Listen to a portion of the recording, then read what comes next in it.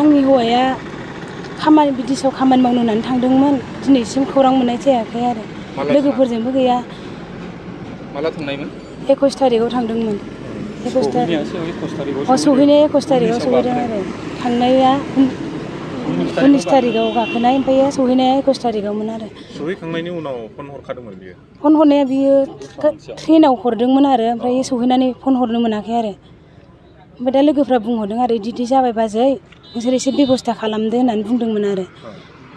ओमफ्राय उनाव गावसोरबो नागिरदों होनदों नागिरनायालाय ओमफ्राय होमबाबो जेबो खबर मोनाखै आरो बिसोरो।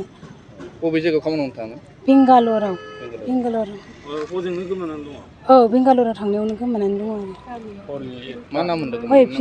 आंनि नामा रजनि बर'। गोमानायनि नामा आंनि फिसायनि नामा सुबास बर'। ओरैनो मानसिया देहायारि माबा लोरबाङाथ' जेबो जायाखैमोन आरो न'निफ्रायलाय। बे ट्रेनाव थांनायावसो मारै जाखो जोंबोथ' मिन्थियासै लोगोफ्रासो खोन्थादोंमोन हटेलावबो ओंखाम जालांदों होनदोंमोन। साबेसे थांदोंमोन बिसोरो? साबेसे थांनाया जों गामिनिफ्राय 3 थांदोंमोन ओमफ्राय दस्रा जायगानिफ्राय 4 थांनाय जादों आरो दा गासै 7 जन जादों आरो। बिनि लोगोफोरा जे गोमादों होननानै मिथिहरदों। औ लोगोफ्रा खोन्थाहरदों आरो। लोगोफोरा गोमादों होननानै बोरै मिथिया?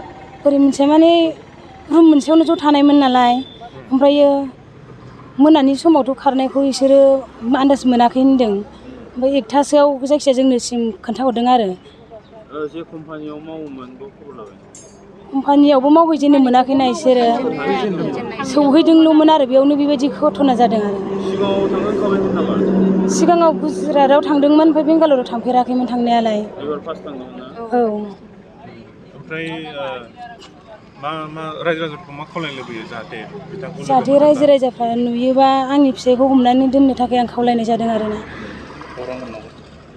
खौरां हरदो आंनि नाम्बार दंखायो बेहाय फन हरनो थाखाय आं खावलायहरनाय जाबाय आरो रायजो राजाफोरखौ। न'खर मारै सोलियो? न'खराबोथ' जोंहा बिदिनोखा अबस्थायानो गैखाया आंबो एसे एनैसो थाइसे थाइनै मोननायनि आं जौ फाननानै मावनानै जायो आरोना। फिसाजो सासे दङ आंहा 6 बोसोर जानाय। गामिया राङि जरायानोखा। आसलथे जानाया बिसोरो जेनेबा न'खरनि बिसिया दा जेरैबायदि खोन्थादों ओमफ्राय आंबो बे जायगानि मानसि नङामोन आरोखि।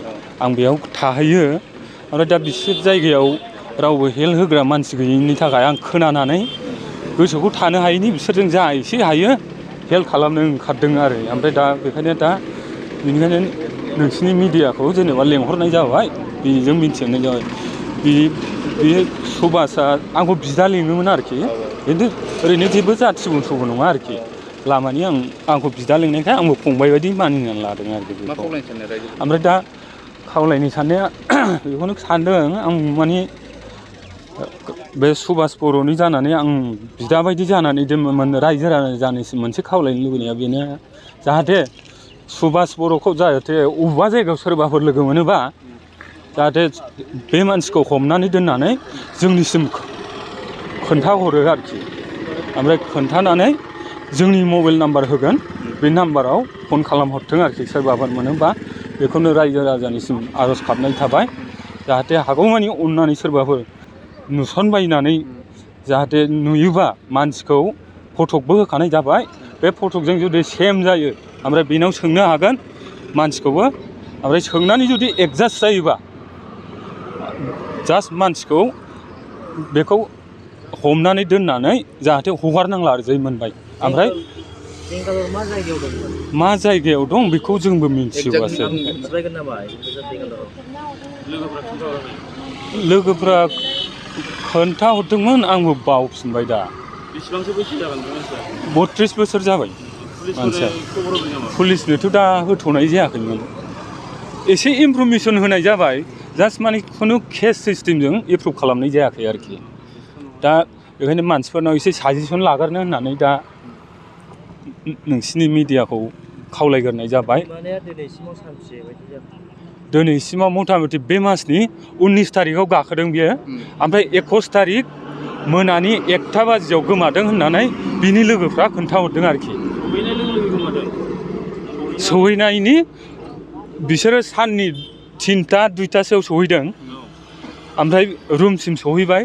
रुमाव मानसिया एसे लोमजानाय सिस्टेम जादोंमोन होनदों। ओमफ्राय मानसिखौ न'आव सोनानै दोनबायमोन ओमफ्राय बे लोगोफोरखौ पात्ता गैयै मोनानि 1टायाव बिसोरो बे मानसिया खारखुमादों